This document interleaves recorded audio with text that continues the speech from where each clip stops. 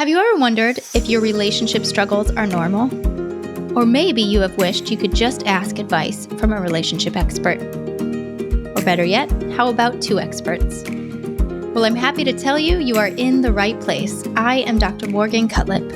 And I am Dr. John Van Epp. Morgan and I are both PhDs in psychology, relationship experts, authors, relationship course creators, and a father-daughter team who will bring our educational background, clinical experience, and research knowledge to real relationship concerns and challenges shared by our guests. Welcome to the Love Thanks podcast, where we hope to empower you to better engage both your heart and your head in relationships so you can follow your heart without losing your mind. Let's get started.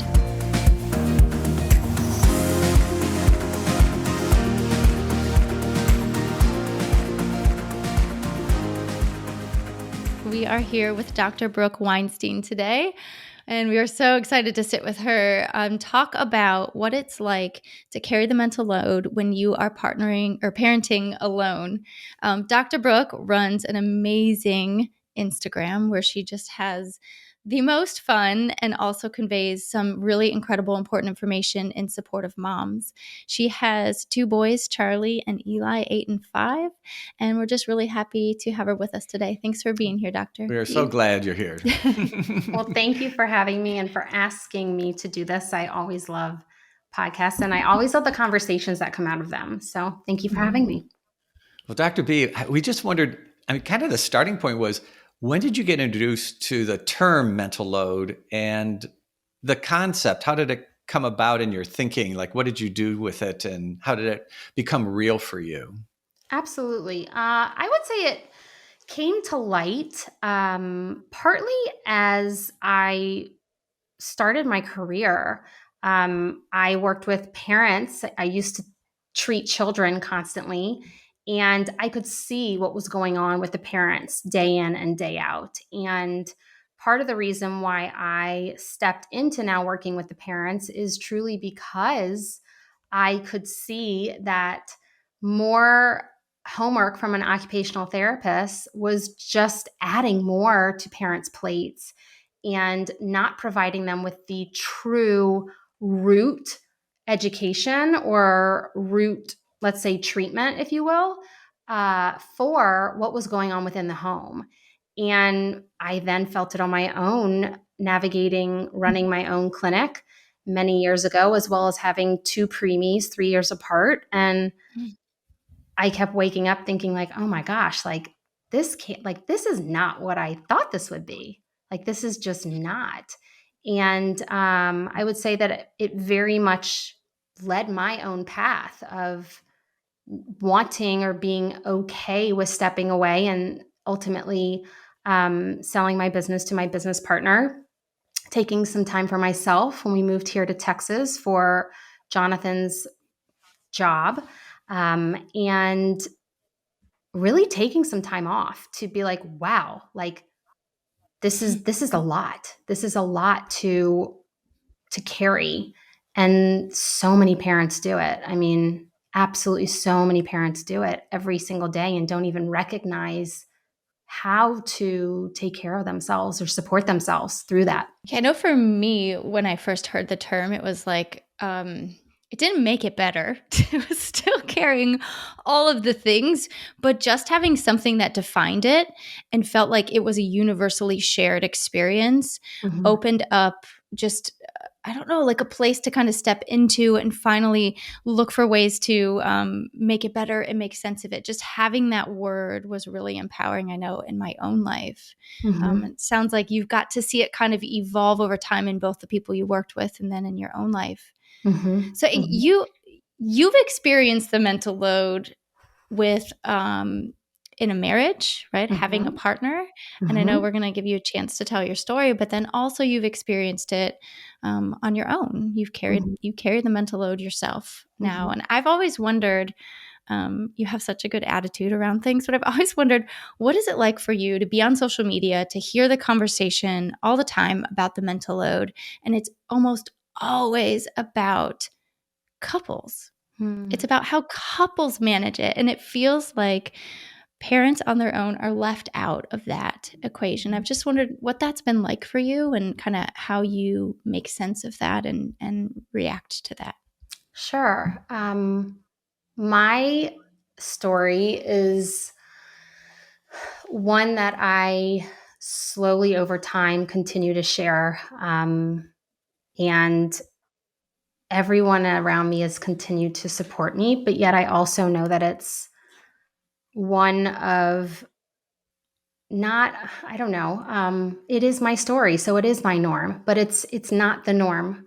And Jonathan and I carried a lot for him for many, many years, and we stayed quiet. And so I felt that, like, even with Jonathan there, even with Jonathan Mhm. present. And I didn't quite know until now um, how much I felt and how much I was actually carrying. And for those of you who don't know my story, Jonathan suffered from mental health issues and severe, severe depression for probably the entire course of our marriage. And as I started to recognize that it was just as much on my own, and if not more, it took a lot. It took a lot for me to say, I need some help here. I need to be able to take care of myself and the boys. And ultimately, Jonathan chose to step away. And so I have a very interesting perspective. I've been a working mom, a CEO. I've been a stay at home mom. I've been a separated mom.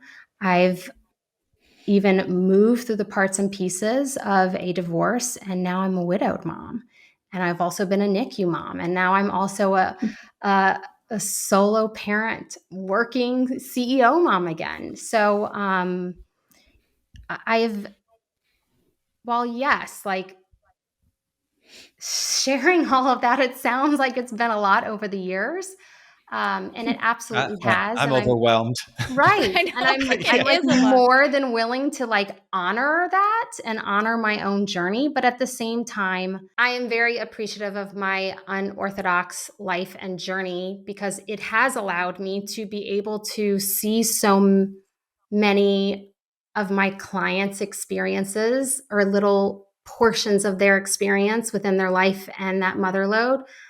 I'm very much able to understand and validate where they're coming from.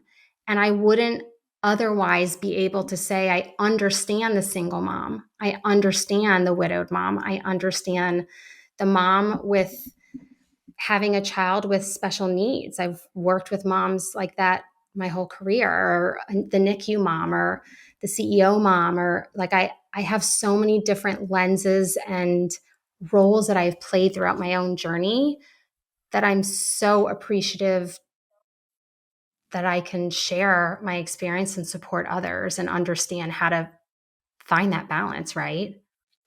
And I think that this is something that, and Morgan, your question about so much of the mental load kind of goes to how do couples try to support each other or share it or have some way of having some sense of camaraderie.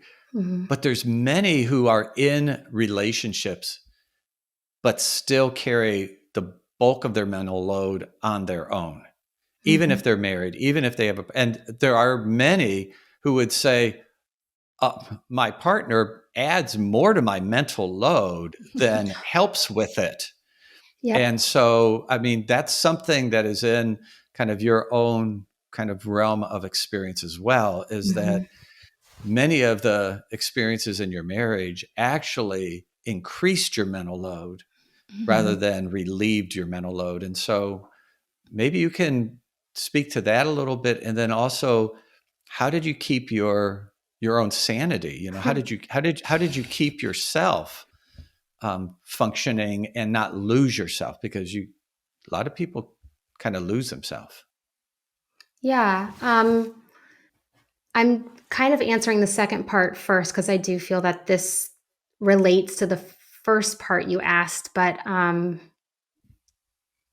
didn't know any different.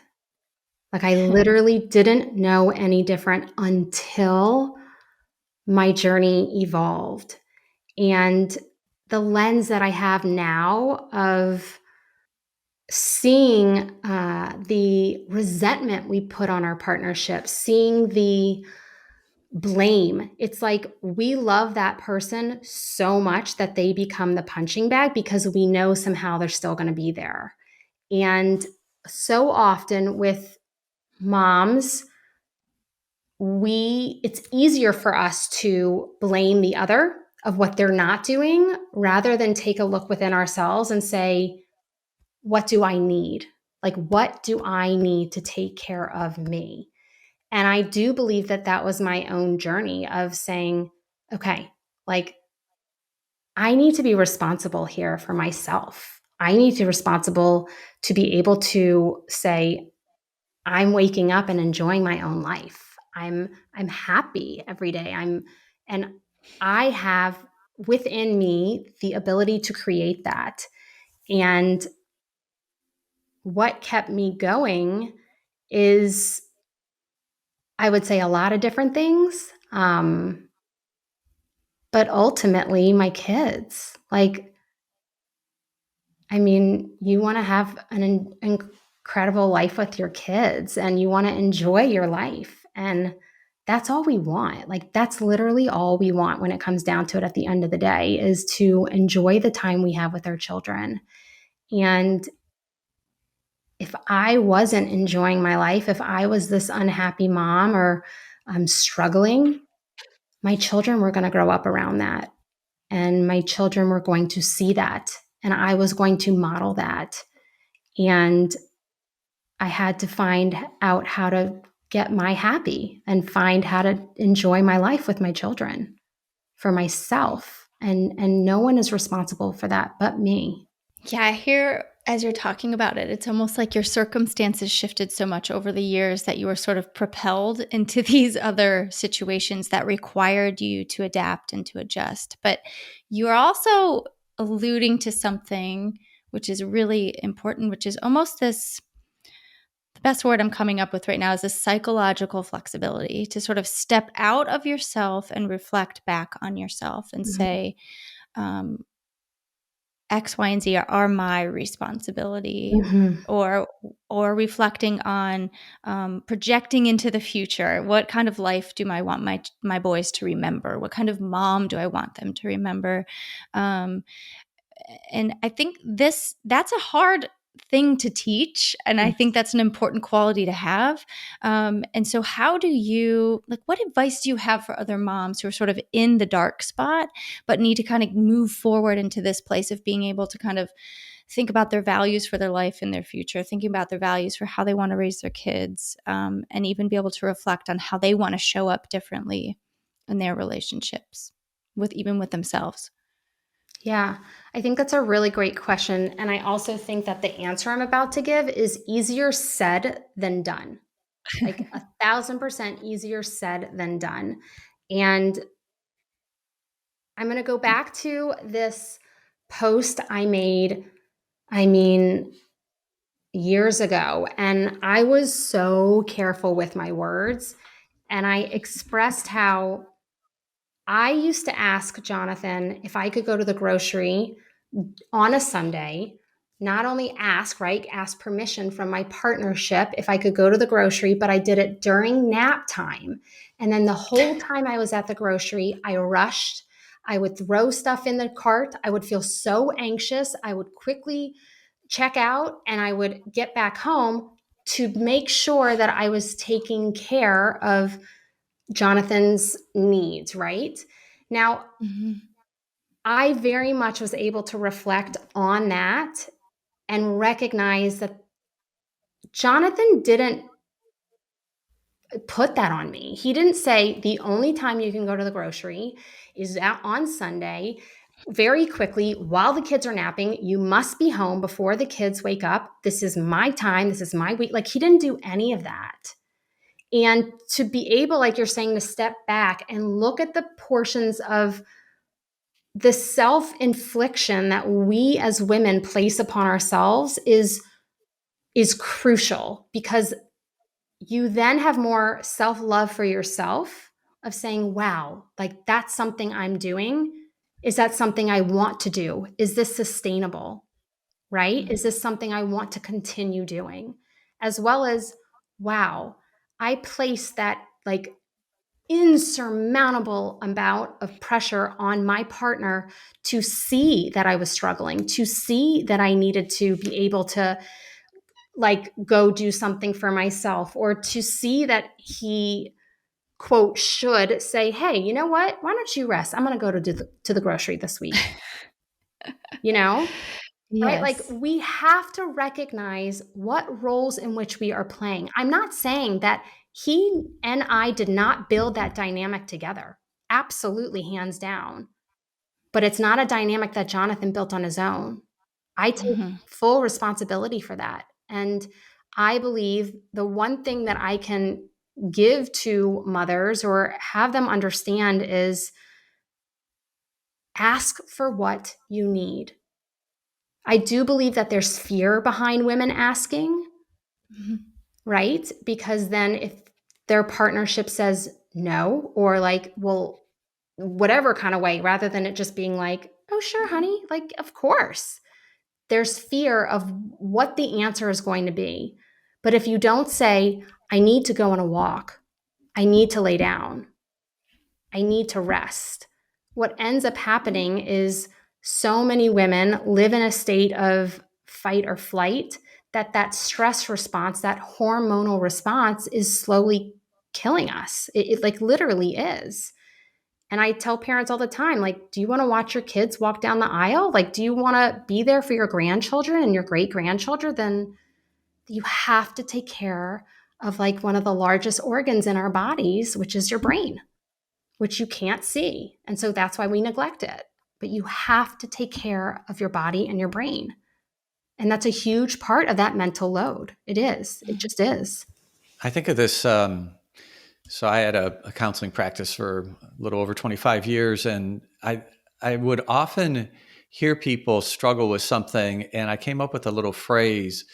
It's not that you're doing a bad thing; it's that you're doing too much of a good thing. Mm-hmm. And there's so much of that, I think, in with moms, Mm-hmm. is that as, when you were a mom and a wife, every everybody's concerns you were being conscientious of, and you Mm-hmm. were in a sense being too much of a good thing, and being conscientious and thoughtful and going out of your way and trying to be a caregiver in all those areas. And so I think that also what you said, in many of our marriages, in many marriages I should say in general, the couple builds the dynamic, whatever is their relational dynamic, jointly. Together. But then I think together, right? They Mm-hmm. do it together. Absolutely. But I would say they may not reconstruct it together. The Mm-hmm. reconstruction may be actually done by the individual. And I think that in a lot of ways, that's what you did. It was a Mhm. joint venture, Yes. unknowingly, unconsciously, but you took ownership to reconstruct it. Yeah. Absolutely. Like 1000%. Like And 1000%. that's the empowering piece among many others to your story, which is that when in a relationship, a woman realizes, or mom realizes, I can start to reconstruct this differently, then the power shifts, because when she starts to make changes, the relationship inevitably changes. And I loved this point about, I see this a lot, I saw it in my own relationship, and I made the shift. My husband Chad didn't really need to do much of anything, he was always willing, but where we make our partners almost like the keepers of our own care, like we don't get to care for ourselves until they offer it up to us, which is crazy because that's not usually how they function. And then we get mad that they just take it and we're waiting for them to give it. And so I really love how you talked about um, taking that ownership, realizing that you built this dynamic together, but you could change it on your own by shifting how you talk about these things. Mm-hmm. What do you say to moms who struggle to ask for their needs? I see this all the time too in my Mm-hmm. space as well. Mm-hmm. Number one, you don't know until you ask, right? Like, I guess, I don't know, I guess I smile as I say this. Maybe it's my own journey of, I very much understand that this is my life and I get to decide how this goes. Um, and I know that that takes work to take ownership of that sentence that I just said. But if you are afraid to ask for your needs, look underneath. Like, why? Like, why are you nervous to ask for that? Is it within yourself? Is it within your partnership? And what do you want to do about that? Like, how do you want this to go for you? If you don't know how to ask for your needs, there's tons of support out there to figure out what it is that you are absolutely looking for and what's the missing link or what you're longing for. Um, Yeah, as a solo parent, who are your go-to either people, resources? I mean, where do you go? sure, sure. This is a hard question for any of you who are listening that are single parents. And I very much want to like honor that and validate that because in order for you to go do anything, let's say, you either have to wait until, if you do have a co parent, you have to wait until, right, you have some space and time. If you don't have a co parent like me, I have to pay for any and everything that I choose to do for myself. And not only let's say I want to go to yoga, right? I've got to have someone watch the children. And then I also have to pay for yoga, right? Maybe I have to pay for parking. Maybe I want to grab a salad on the way back. So, like, it all adds up. And I very much know that. But one thing that I will say is if you choose to start to regulate your body and take care of your brain and your body, you can live in a regulated state with your children so that it all flows and you're feeling as though you are enjoying the moments. Yes, we need time away, like 1000%.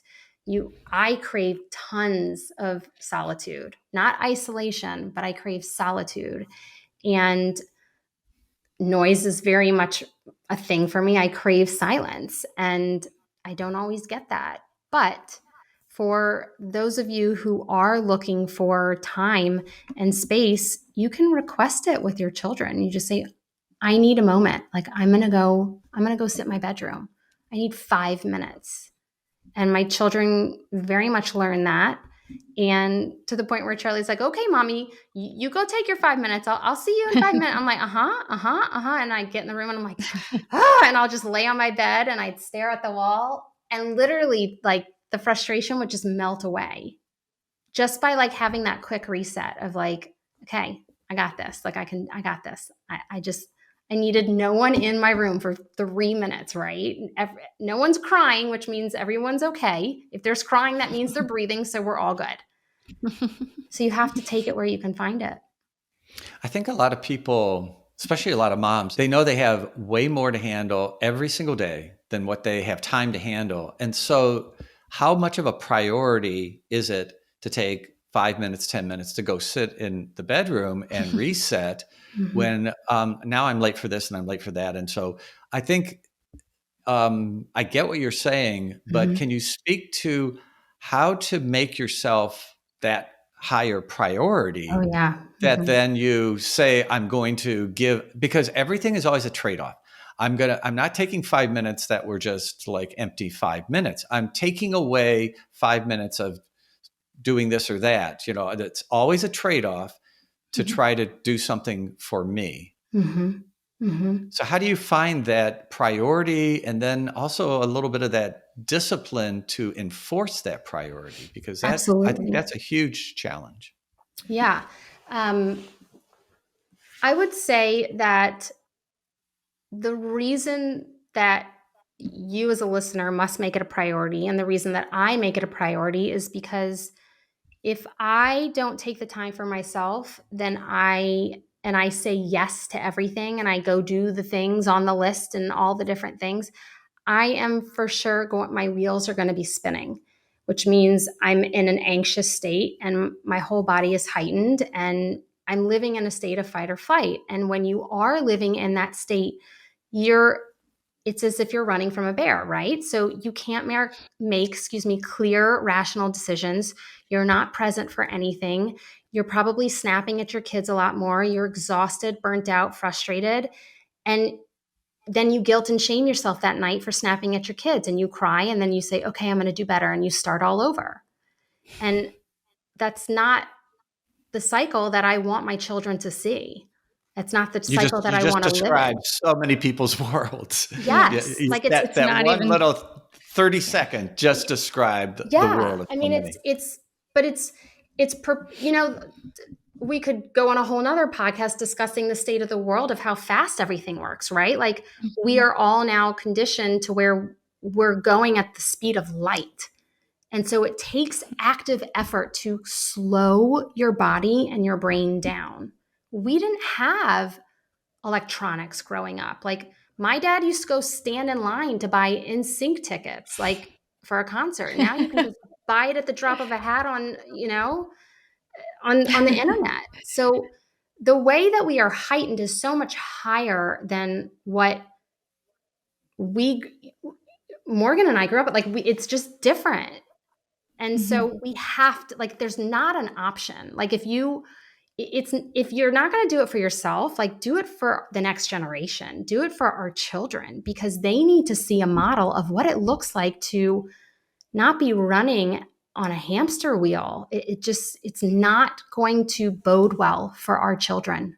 It's not. So much of what you talk about, I'm just so struck at how you do this really nice job of reflecting on the immediate and then the big picture and coming back and forth. And I think that it just allows you to show up and help others by sharing this perspective and this wisdom in a way that's really digestible for people because you present it in such a fun, lighthearted way. We were talking before we came on here about how you have an energy about you that just makes your information really easy to take because some of what you're saying is hard to hear, Mm-hmm. right? It's hard to slow down.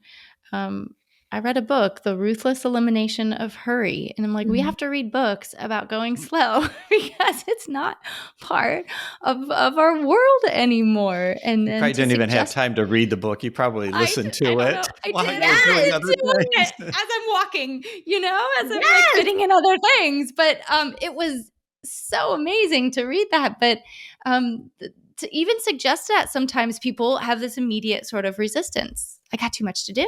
I can't slow down. I can't stop. Mm-hmm. And so what you're talking about is so incredibly important. Yeah. It's like, what is important to you? Like, if it's this really cool thing that, like, as you slow down, you can actually like extend time. Mhm. Like, to like suck out every moment of the day rather than be waiting until like your kids go to sleep at night of like, I just can't wait till they're in bed. But if you can enjoy like the moments with them and be so incredibly present, you can literally suck like your time back, because in the blink of an eye, it's going to be over and they're going to be out of the house and they're going to be moving on. Dr. B, I love that image of take a little reset, periodically through the day, sprinkle almost like seasoning, sprinkle little resets. Give us two more of like your best actionable steps that help you to self-regulate, like help you to reset. So one would be take a quick time out and just get away from everything and cut out sound. Mm-hmm. What would be two more? The biggest thing, I'll give you two. The first one is like the core of what I teach and help build into the recalibrating of my clients' brains, let's say. And the first one is to check in, like close your eyes and ask yourself, like, how do I feel right now? Right? Like, how do I feel? And then the next one is to check in with your body. Like, like, let's say I feel tired. Okay. Where do you feel it in your body? I feel like I feel it in my shoulders. I'm raising my shoulders. Oh my gosh, my shoulders are so exhausted. Like there's so much tension. Like checking in with, right? Like checking in with your brain of how do you feel and how does your physical body feel is so crucial to then get you what you need, right? To say, okay, I feel tired. My body feels exhausted. I feel stress in my chest. What do I need? I need yoga. I need a walk. I need to lay in bed. I need kickboxing. Like, what do you need? Yeah. The second thing I really love to suggest is like stopping, like closing your eyes and looking to one side of the room that you're at. And I do this a lot with clients, and they'll say, like, oh, there's a picture of, Charlie right there with his baby picture. And if you stop and really take a moment, I can remember exactly where I bought the frame, when we did the picture, when I bought the picture, and like even teaching my kids during COVID how to nail and hang up the picture on my wall. And so that brings you back down to the present moment of like looking around you and saying like, oh, my grandmother gave me that picture. Like, wow. Or like, where'd you buy that? To kind of look at the objects in the room and really slow down to the moment when you purchased it, or what meaning it has behind it, or why it's on the walls, or what's in your house, right? Like slow down to observe your world around you, because a lot of times it's moms are like a tornado. It's literally like that fuzzy, like grayish white that looks like a tornado. That's the vision that they have, just running from task to task to task to task. And we have to your brain has to practice living in a different state. It has to. So you have to practice slowing it down every now and then. Oh, I like that. I think of like grounding, take Yes. your shoes and socks off and get your feet into around where we live, you could get in the ocean and the sand. So that's kind of nice. But, that Yep. sense of, get re-grounded to your home environment. Yep. 1000%. Yep. Slow it down as much as you can. Yes, I hear you also talking about, I guess I keep hammering this main thing of like this reflecting, like you're teaching moms breaking it down into little bits and teaching them much from what you've learned in your own experience, it sounds like too. And I know also from the work that you do, but this is how you tune back into you. Yes. This is how you start to ask yourself, okay, what's going on for me and what do I need? And when you integrate this into your day to day, it slows you down just enough to be able to recognize kind of how you're showing up, whether it's with your kids or your partner or whatever, but also how you're showing up for yourself. And then you can make these adjustments. Maybe I need my 5 minutes. Maybe I need to slow my roll and like start looking around the room and taking in information and kind of recalibrating. Maybe it's I need to slow down because I'm in I call it like sitting in stress juice. Like you just up your body and you just kind of marinating in it. And that becomes really bad for us, both emotionally and physically. So I love how you're breaking it down into these really manageable steps. Yeah. And the biggest thing is to remind anyone who's listening, like, you are so worthy of that. Like, you are so incredibly worthy of giving yourself what you need, taking that time for you, honoring how you're feeling and enjoying your life. Like, we all are worthy of that. And sometimes we forget that and we place everyone else above ourselves, and especially moms. We put ourselves at the bottom of the totem pole. And it's been ingrained within us over decades of, movies and magazines and you name it. Like, it's just been ingrained within us. And the conversation has started, but how? Like, yeah, I understand, like, I'm worthy of this, but like how to do it, right? That's the important piece too. Well, I love Dr. B. I love this kind of lighthearted spirit you have. And then in context, all of the heavy things of life you've gone through, but haven't lost the lighthearted love of life and the love of others. And it just strikes me also how your ability to really prioritize yourself, not just in theory, and like what Morgan brought out several times, to step out of the immediate to the big picture of thinking about, okay, there's going to be a time when these two boys will be launched and they'll be young men and building their own individual adult lives. And how will I look back on today at that point, from that vantage point, from that perspective? And you're able to step there and then step back in and look around the room and ground yourself right into the very environment that you're in at the moment. And your ability to do these practical things of, in many ways, putting yourself as a priority has enabled you actually to love better. Yes. Losing yourself ultimately means you're chipping away at your ability to love others. And I really think that you've mastered that wonderful balance of loving yourself, prioritizing yourself, managing yourself, helping yourself to stay in the moment as well as in the whole big scheme of life. And that has enabled you to love others in much more healthy ways. Yeah, absolutely. It's allowed me to love my children for exactly who they are and not push things on them when they're not ready or their brain's not ready. It's allowed me to be able to love from a place of understanding and support. And we as moms, I mean, it's our role to fix. You got a cut, here's a Band-Aid.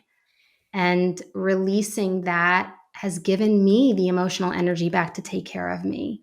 And so it absolutely is hand in hand balance. Dr. B, thank you so much for your time today. Can you share with everyone where they can find you? Sure.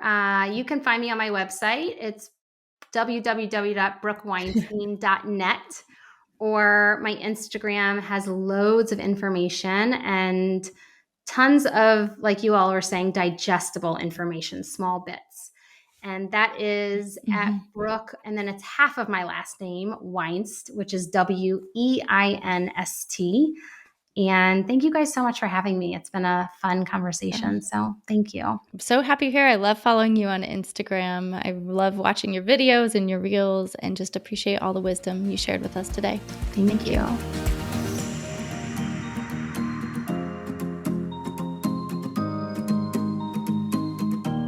Thank you for tuning in. You can learn more about the Love Things content by hanging out with Dr. Morgan on Instagram at MyLoveThings, or visit our blog at mylovethinks.com. And we're happy to offer an affordable subscription to the Love Things membership, where you will gain access to a library of videos and resources on a wide range of relationship topics. Also included are monthly live Q&As, where we answer relationship questions and discuss relevant relationship issues. All this and more can be found on mylovethinks.com. And remember, the best relationships are those where you follow your heart without losing your mind.